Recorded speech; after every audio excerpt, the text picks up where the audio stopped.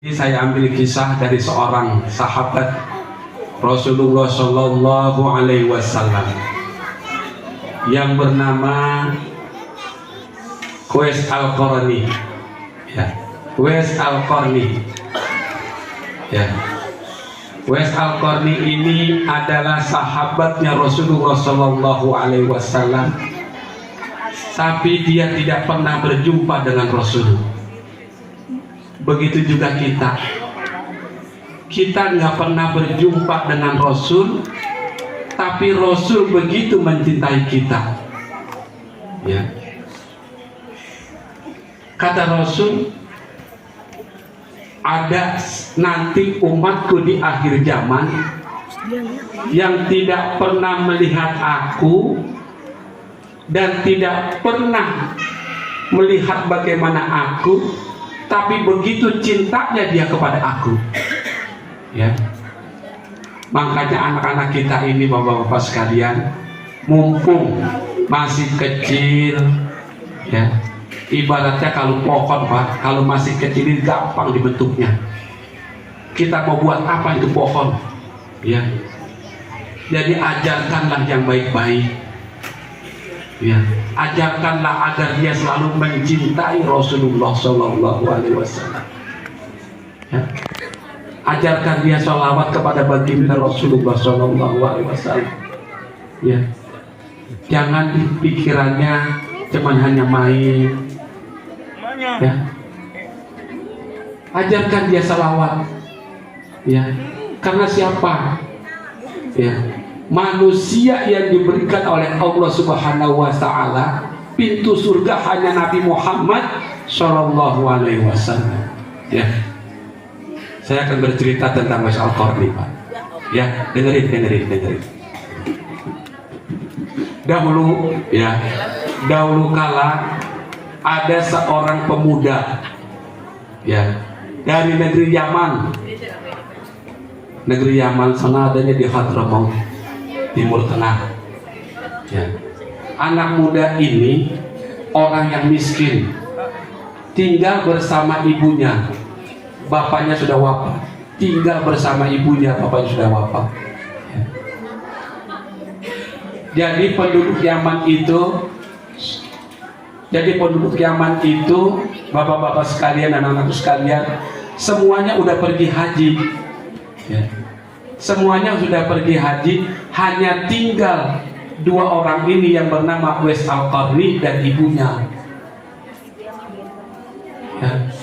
Dia mau pergi haji bagaimana? Sedangkan mereka itu miskin, untuk makan aja pas-pasan. Ya. Kata ibunya yang sudah tua renta kepada anaknya, ya anakku Uwais, aku ingin pergi haji. Aku ingin melihat Ka'bah, aku ingin ke Baitullah, aku ingin menyium azwar-azwar.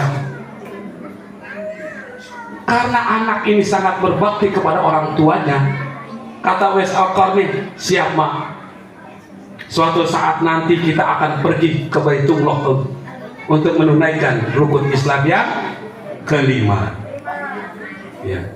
Rukun Islam yang kelima adalah pergi haji ke Baitullah. Ya.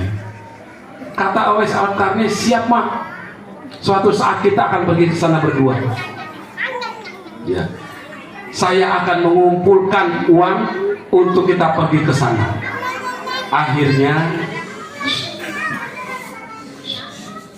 Akhirnya Uwais Al-Qarni ini, ya, dia mencari kayu bakar, dia mengembala domba, dia memerah susu. Dikumpulkannya uang itu karena saking cintanya kepada ibunya untuk memberangkatkan haji ke Baitullah. Akhirnya apa? Sudah sekian lama, bertahun-tahun Uwais Al-Qarni mengumpulkan uang yang didapat, ya, untuk membeli anak domba. Ya. Untuk membeli anak domba. Ya. Mama, ibu, aku telah mendapatkan uang, dan uang ini akan aku belikan anak domba. Ya. Nanti suatu saat kita akan pergi haji berdua. Kata orang-orang di Yaman itu, mana mungkin wes kamu akan pergi ke Baitullah sedangkan kamu miskin, ya. Tapi dengan ketekatan dan cinta dia kepada orang tua, akhirnya Wes Al-Qarni, ya, dia memelihara anak domba itu yang setiap hari anak domba itu dipanggul atau digotok untuk naik ke bukit, ya.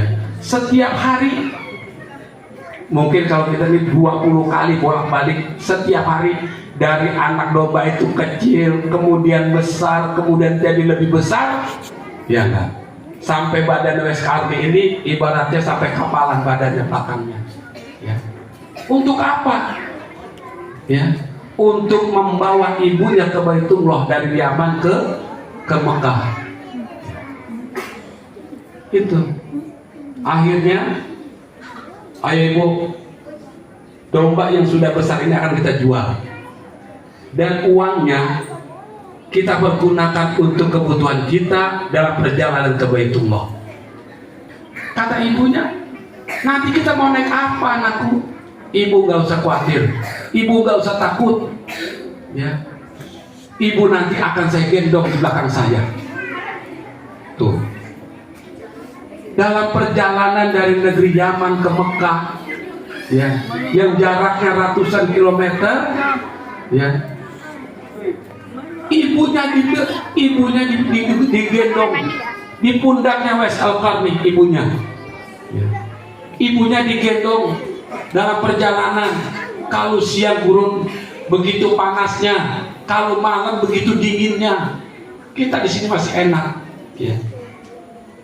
Coba di gurun, kalau siang begitu panasnya, kalau malam begitu dinginnya.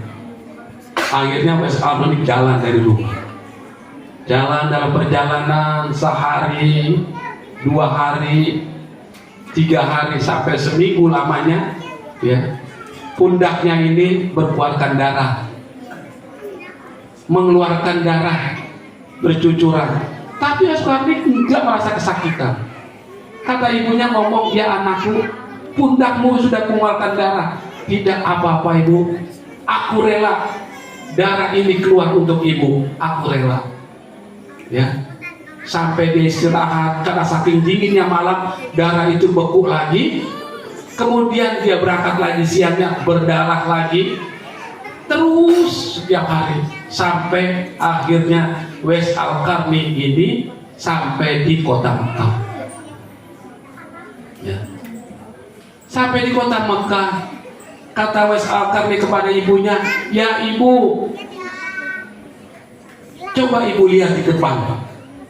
Ini adalah Baitullah, ini adalah Ka'bah yang selama ini ibu pengenkan, yang selama ini ibu cita-citakan untuk melihat Ka'bah. Coba ibu buka, mata ibu buka. Akhirnya ibunya melihat, subhanallah. Kata yang terucap dari mulut ibunya, subhanallah, ya. Ya wes, alhamdulillah.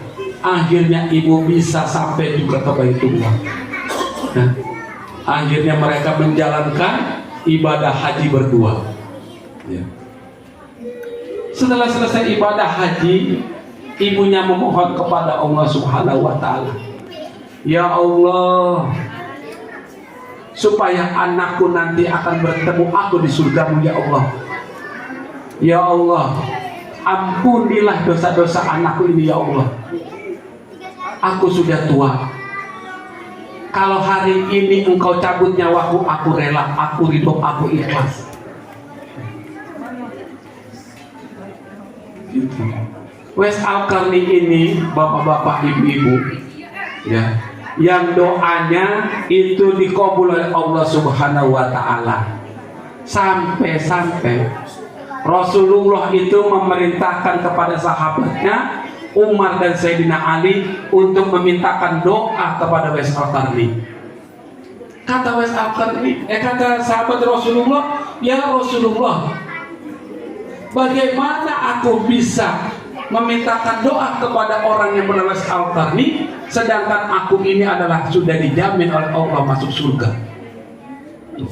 Ya, Sayyidina Umar, Bu, Dek, Bapak-bapak sekalian, yang tiap hari selalu mendampingi Rasulullah, dan Sayyidina Ali sebagai dikatakan pintunya ilmu, ya, sampai minta doa disuruh Rasulullah kepada Al-Qarni.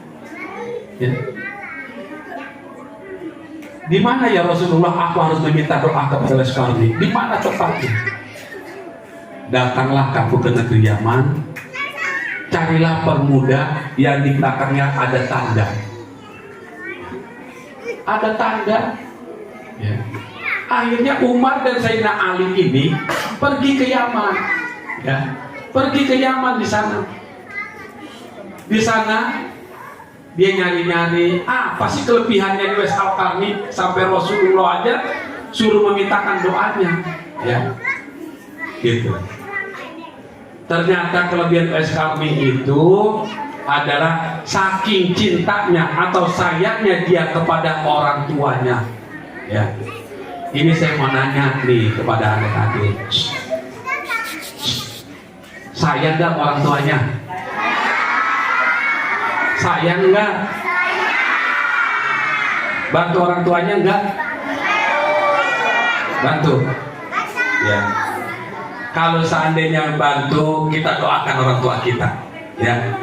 Ayo kita doakan orang tua kita. Bismillahirrahmanirrahim. Ayo. Ayo. Warhamhuma kama rabbayani shaghira. Ya Allah, ampunilah dan dosa kekurangan tua.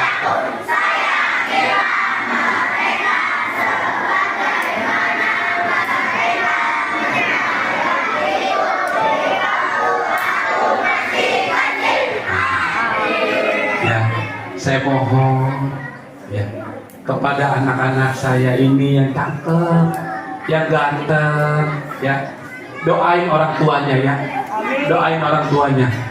Ya. Jangan galak ke orang tuanya, jangan bentak-bentak orang tuanya, ya. Sayangi. Apabila kita menyayangi orang tua kita, maka segala urusan kita akan dimudahkan oleh Allah Subhanahu wa Ta'ala. Ya. Allah Allah أغثنا يا رسول الله يا عظيم الجاه عليك صلوات الله عبد بالباب يرتجي أسم الأعتاب جد بالجواب مرحبا قد قابلنا